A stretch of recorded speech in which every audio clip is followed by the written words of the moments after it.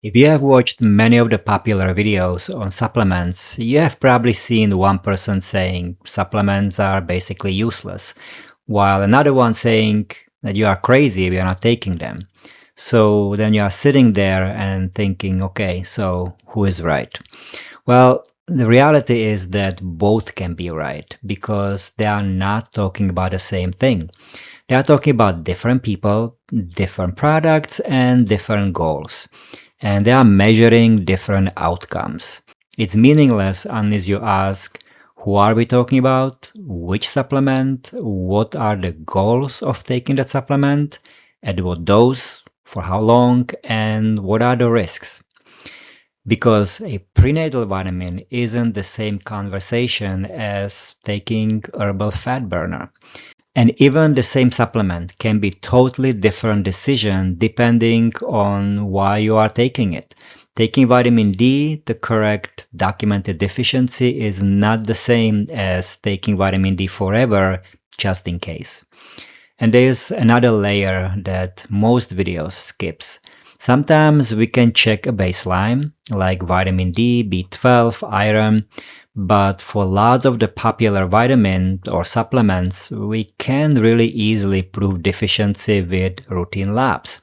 So the decision ends up being based on goals, evidence, and risks. And this is the part that matters the most to me, which is do no harm. I can live with taking a supplement that doesn't do nothing, but I'm not okay with taking a supplement that looks healthy or looks like it's gonna make me healthy, but can actually make me sick, as we will see in some of the supplements that can increase the risk of cancers in some context. So in this video, I'm going to discuss a simple framework that I personally use to sort supplements into three different buckets: the clearly beneficial, optional, and the ones that are not really worth the risk. And we will also talk about the long-term harm signals and interactions with medications and so on. So supplements isn't one thing. It covers three very different types of products: basic nutrients, such as vitamins, minerals, omega-3s, performance boosters, creatine, caffeine, beta-alanine, protein powders, and herbals or drug-like products, herbs, extract, fat burners. And because these work differently in a body, the evidence and the risks are totally different for each one. So let's talk about why this topic is a perfect storm of confusion. Well, in observational studies, supplement users often look healthier, but supplement users also tend to have more health-seeking behavior overall, better diet, more exercise, they do more screenings, and they generally tend to have higher socioeconomic status. So when the big clinical trials don't show the huge benefits that people expect after taking these supplements, it sounds like the science is contradicting itself. But often the earlier benefits were really because the supplement users also tend to have healthier lifestyle. For example, if your baseline vitamin D, iron, folate, or B12 status is already adequate, adding more vitamin D often does very little. But if you are deficient in vitamin D, for example, or if you are at higher risk for deficiency, that's a different story. Another big problematic area is the mismatch in goals as to why we are taking supplements. Many people buy supplements for longevity because they want to live longer or because they want to be healthier, so to improve their general health. But the strongest evidence in nutrition for taking any supplement is usually for things like correcting a specific deficiency, like vitamin D deficiency, or treating specific condition, like B vitamin deficiency anemias, or improving a specific performance output. not necessarily for living longer or healthier, something that many people are hoping to achieve by taking supplements. Now, let's talk about the big trials on supplements. If we are talking about healthy adults taking supplements to prevent major outcomes like cancer, heart disease, and death, here are some of the most useful anchor points. So, for example, the USPSTF, the United States Preventive Service Task Force, which is an independent panel that reviews medical research and issues prevention recommendation, says that for most people, there is not enough evidence to recommend routine vitamin or mineral supplements to prevent heart disease or cancer. Now, that is not to say that supplements never help. It just means that we don't get a universal recommendation that applies to everyone. Now, let's look at multivitamins. There was a large study in older adults called Cosmos that tested daily multivitamin. Overall, it did not meaningfully lower the lower risk of invasive cancers when the study subjects were taking on a regular basis, but when the researchers sliced the data into smaller subgroups, a few signals suggested that there might be benefit in certain situations, which is a signal that is still kind of debated. The bottom line is it's not always clear and it can be messy. Now let's look at another example. The VITAL trial is one of the most talked about modern studies because it was large, well designed, and carefully done. But even in that trial, taking vitamin D did not lower the overall number of new invasive cancers, and it also didn't reduce major cardiovascular events compared with placebo. At the same time, when researchers combined the data from the VITAL trial with other trials in meta-analysis, which is a combination of many different studies, they saw a different pattern. Here they found that vitamin D may lower cancer mortality, meaning that fewer people who took vitamin D died from cancer in certain settings, even if it doesn't clearly prevent cancer from happening in the first place. And this is why it's so hard to make a simple headline like vitamin D prevent cancer, because it does not universally apply to everybody. As I said, they found that it does help in certain situations, but again, not for everybody. Now, let's talk about antioxidants. So this is where people's intuition really falls apart, because we assume that antioxidants equal always good and that more must be better. But when researchers looked at this closely, a major Cochrane review basically found that antioxidant supplements don't lower overall death risk, and that in some trials, certain antioxidants were actually linked to higher mortality, especially beta-carotene, vitamin E, and higher doses of vitamin A. And this isn't just theoretical. We have seen specific warning signals in large studies. For example, beta-carotene in smokers was linked with higher risk of lung cancer. That's one of the classic cautionary studies in nutrition research. Vitamin E in a major study called SELECT was linked with a higher risk of prostate cancer. So the lesson here isn't that antioxidants are bad, it's that high-dose antioxidant supplements don't behave the same way as antioxidants in whole foods, and that more can sometimes move you in a wrong direction. So the reality seems that even though people want to take supplements to be healthier, the highest quality data that we have unfortunately don't support it as a blanket rule. But that's not the end of the story. Now, there are situations where the evidence is strong enough that arguing against taking supplements becomes unreasonable.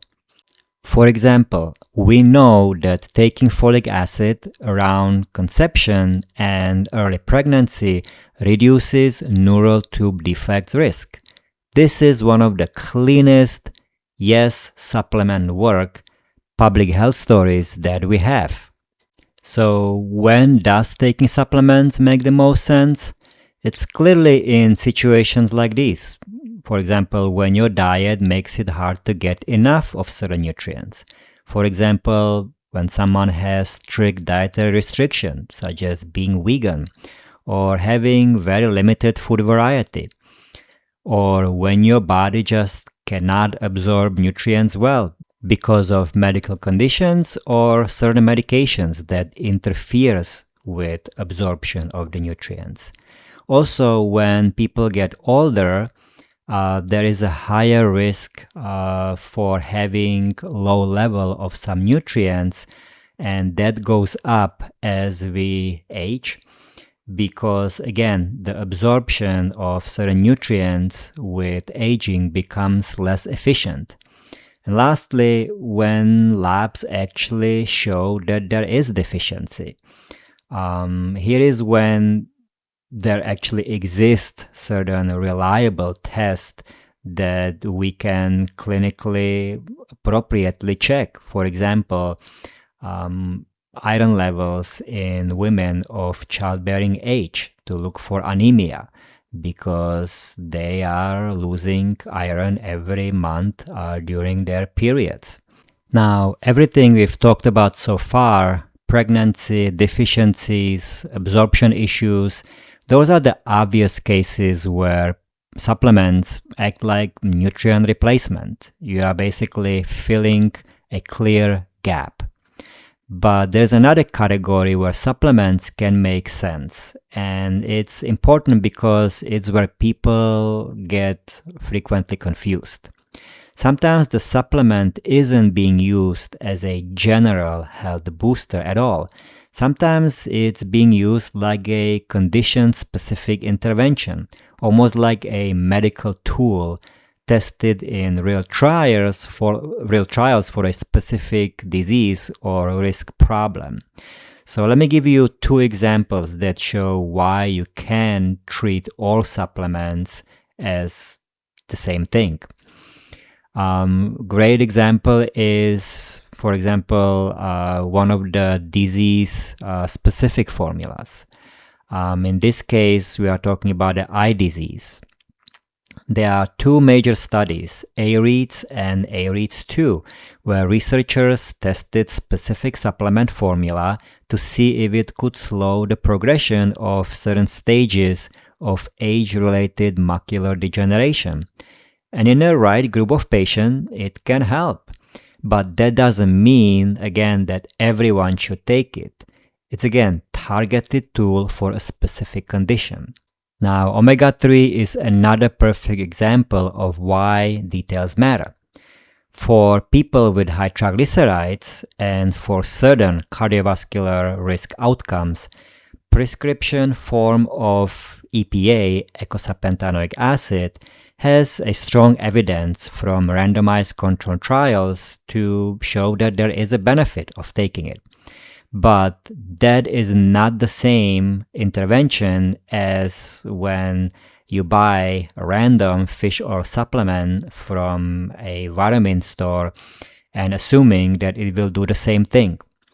You may want to achieve the same outcome, but the quality of the omega-3, if you get it from a pharmacy versus buying it from some random vitamin producer that has no requirement to do any testing, and you have no way to tell if the fish oil capsule actually contain any omega-3 or how much does it contain. That detail makes a difference if you get the same outcome.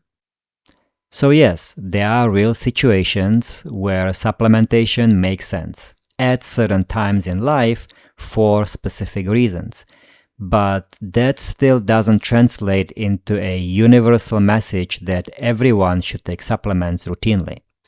Now, up to this point, we have been talking about supplements mainly in medical context: pregnancy, deficiencies, disease-specific formulas, and even prescription-grade interventions.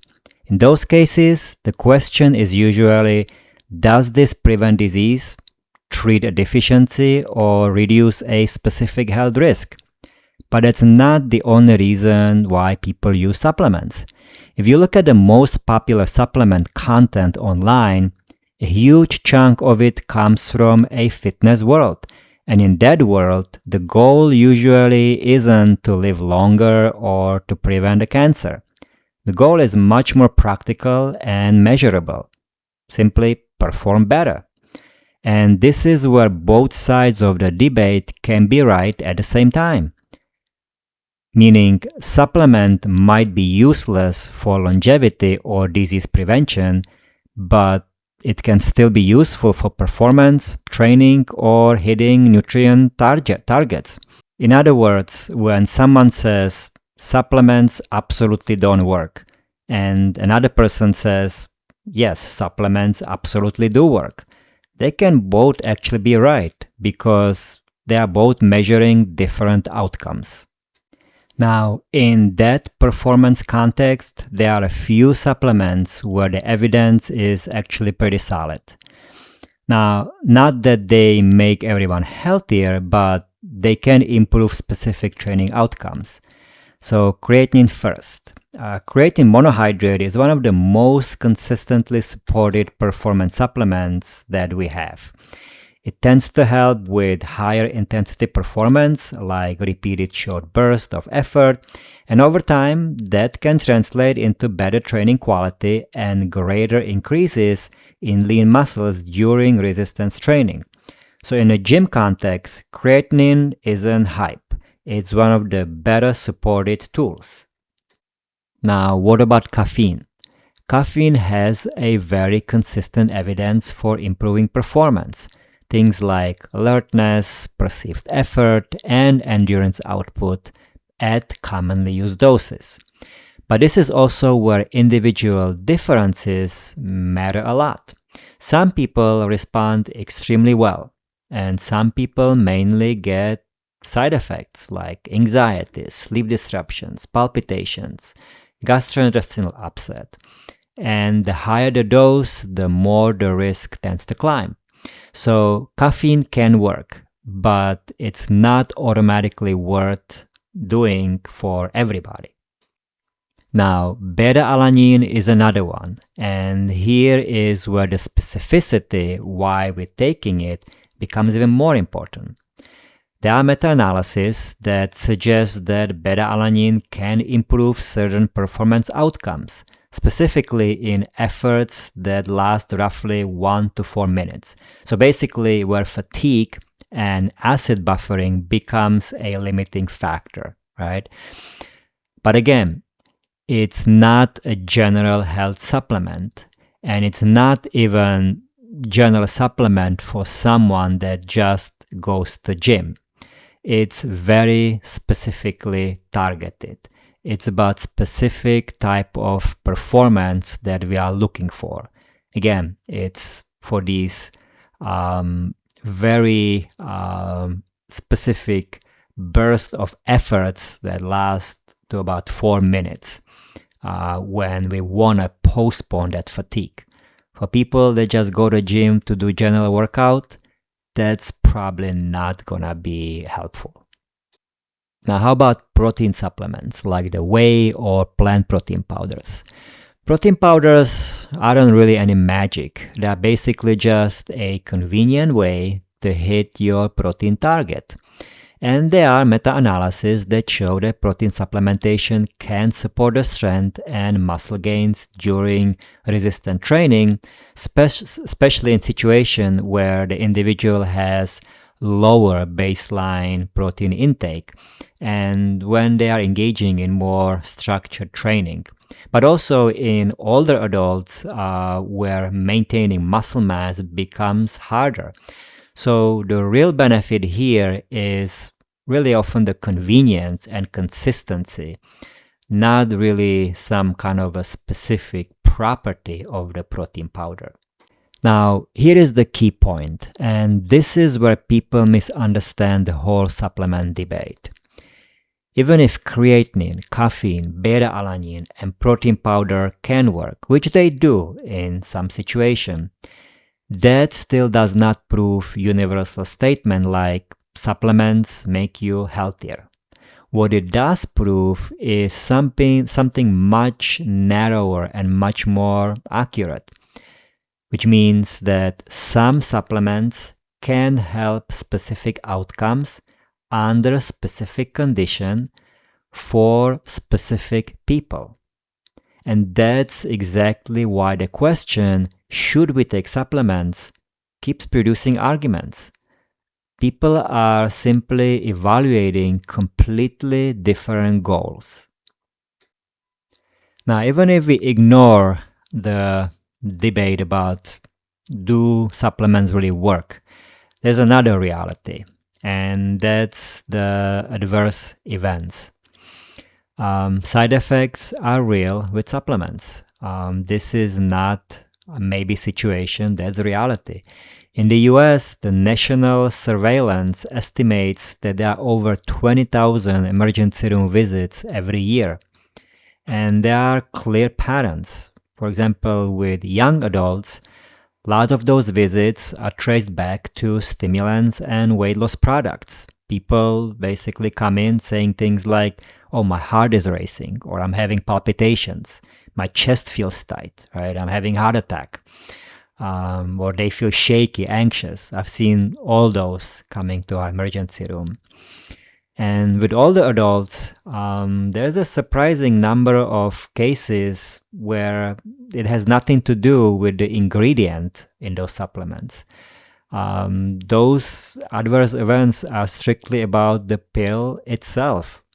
Simply the capsule is too big and causes choking, or it gets stuck, or irritates through the esophagus. So this isn't something that's hypothetical. This really shows up in real hospitals in real numbers. Now, another thing is quality. Because with supplement, the label isn't always a reliable promise of what's actually in the container. Simply because there is no mandated regulation or testing of the supplements, right? And this really gets messy, especially in the sports and performance world, where there is a documented problem with mislabeling and adulteration. The translation of that, sometimes the dose isn't what the label says, and sometimes there are extra ingredients that aren't supposed to be there. That's why third-party testing and smart sourcing, basically knowing where you're getting your stuff from, matters in this area more than anywhere else. Now, I already alluded as into the issues with the regulation.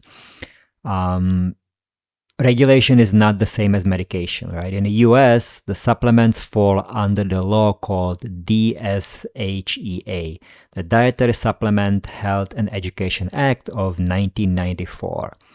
The simple takeaway is that supplements are regulated more like foods than like drugs, which means that a lot of the products can hit the shelves without proving that they work, and often without the kind of pre-market safety testing that we expect from medication.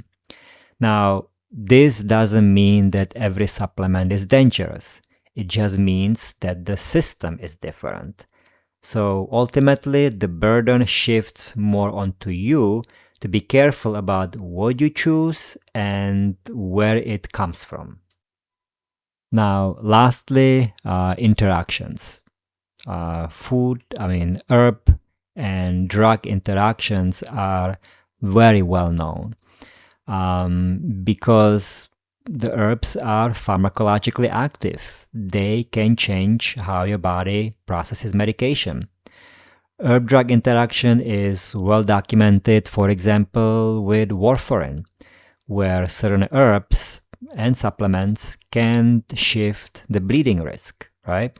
So natural doesn't automatically mean safe. Sometimes the natural means that it's biologically active, and that can unfortunately cut both ways. So the takeaway isn't that supplement work or don't work. The takeaway is even when a supplement makes sense for your goal, you still have to manage the risk. What you are taking, how clean it is, and what it might interact with. So here is the honest answer. You can't get universal yes or no to question whether we should be taking supplements. You can't. But what you can get is a universal process, meaning before we start taking any supplement regularly, we may want to ask ourselves, what's our goal? Is it the correct deficiency, improve performance, address specific symptoms, or is it just prevention? What's the baseline? What's our dietary pattern or eating habits?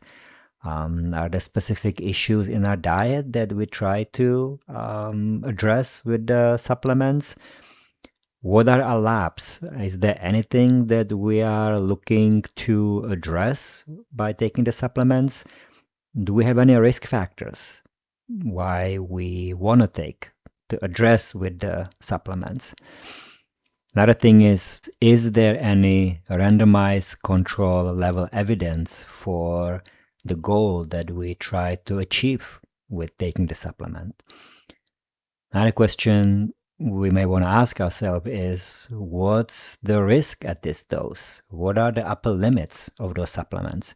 Is there any toxic pattern that have been identified at certain levels of the supplement? And are there any side effects from taking the supplements? Another question that we really should ask ourselves is, what is the interaction profile? Especially if we are already taking some medications, like we discussed with warfarin. It's also a good idea to think about the quality of the product. Is there any third-party testing? This is something actually that matters more than the specific branding of the product. And lastly, what's the exit plan?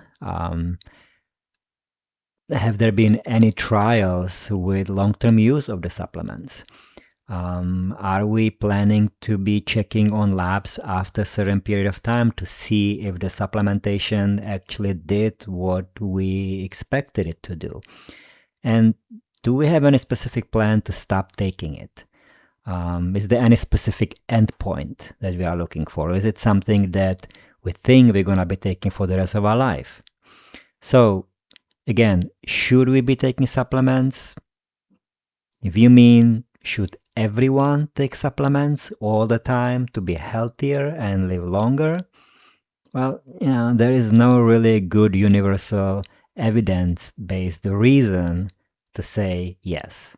But if you mean, are there times when certain people benefit from certain supplements for certain reasons? Absolutely. So that's the real answer. It's annoying, it's kind of nuanced, but that's what actually is true. I hope that this was helpful. If you like this content, let me know in the comments below if you have any questions. I'll try to answer the best I can. But other than that, I'll see you in the next video.